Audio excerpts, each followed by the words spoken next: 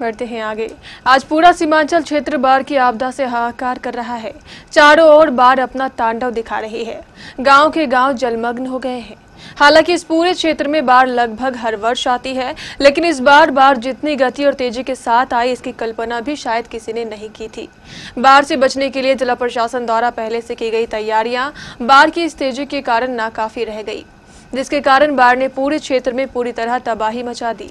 रातों रात गांव के गांव पानी में डूब गए। इससे पहले कि जिला प्रशासन द्वारा राहत कार्य शुरू किए जाते, गांव और प्रखंडों की ओर जाने वाले सभी मार्ग पूरी तरह अवरुद्ध हो गए, जिसके कारण राहत कार्य को जरूरतमंदों तक पहुंचाना मुश्किल ही नहीं असंभव सा हो गया। लेकिन प्रकृति की इस बड़ी चुनौती को जिला प्रशासन ने सहर्ष स्वीकार करते हुए राहत कार्य को युद्ध स्तर पर चलाने के लिए कटिहार रेल मंडल का सहयोग लिया।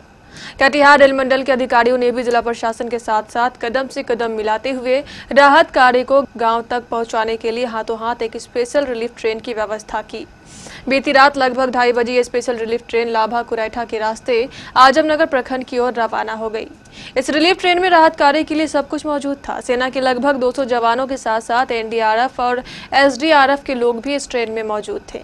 बड़ी संख्या में बड़े बड़े नाव और बोट भी इस ट्रेन की सहायता से आजमनगर पहुंचाए जा रहे थे। बड़ी मात्रा में खाद्य सामग्री भी मौजूद थे।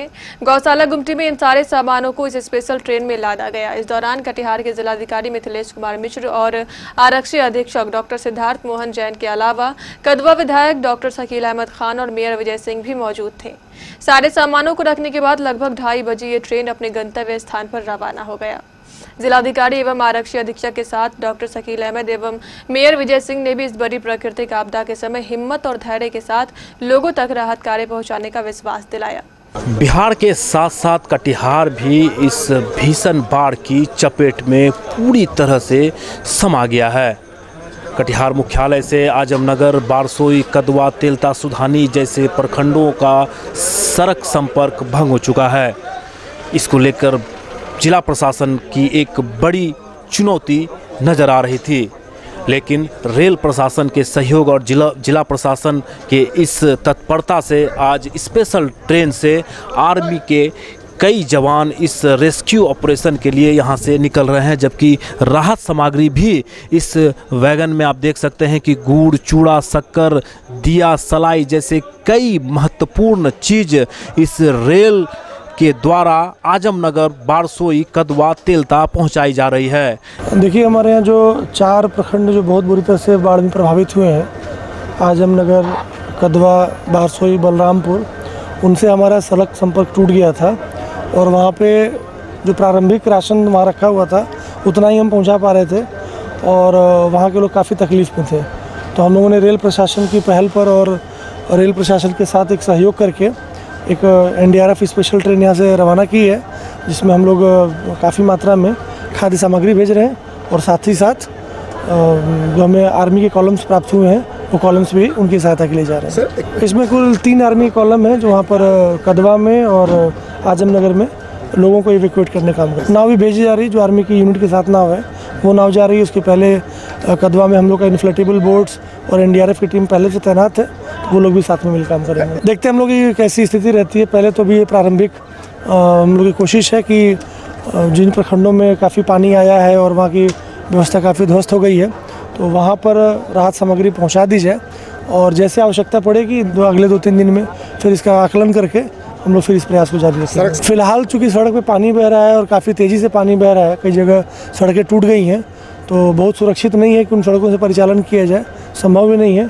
इसलिए चूँकि कटिहार इस मामले में रेल के साथ है, तो रेल की सुविधा हम लोग उपयोग कर रहे हैं। इस जो माहौल है इस वक्त बाढ़ का, हमारे साथ कटिहार का आरक्षी अधीक्षक साहब है। आइए इनसे जानते हैं कि कितना चुनौती होगा इस तरह के बाढ़ से लड़ने के लिए। जो अनुमानित जो बाढ़ की स्थिति है वो जैसा लोग बता रहे हैं कि 30 साल में ऐसी बाढ़, 30 साल के बाद ऐसी बाढ़ आई है। निश्चित ही चुनौती बड़ी है, पर हम लोग अथक प्रयास करेंगे और मुझे लगता है अथक प्रयास, जन सहयोग और आप सबकी शुभकामनाओं से हम लोग इससे भी पार पा लेंगे। कोई ऐसी दिक्कत की बात नहीं है। सर, कितने लोगों की प्रभावित होने की बात सामने आ रही है अब तक? जो देखिए, फिगर्स अभी तक कुछ क्लियर नहीं है, पर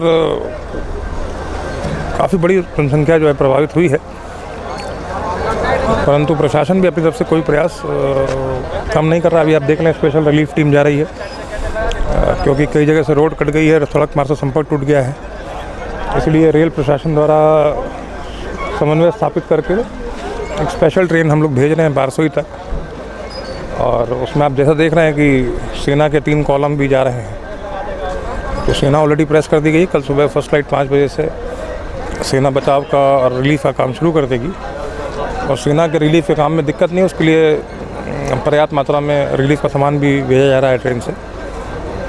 मुझे लगता है चुनौती बड़ी है पर हम लोग कर लेंगे। तो ये थे कटिहार के आरक्षी अधीक्षक सिद्धार्थ मोहन जैन साहब, जो खुद गौशाला के पास जो स्पेशल ट्रेन रिलीफ यहाँ से निकल रही है खुद मॉनिटरिंग कर रहे हैं। हालांकि उनका कहना है कि जो आपदा आई है, जो बाढ़ से ग्रसित लोग हैं, उनको जल्द से जल्द रेस्क्यू कर उसे बाहर निकालकर सुरक्षित स्थानों पर पहुंचा दिया जाएगा।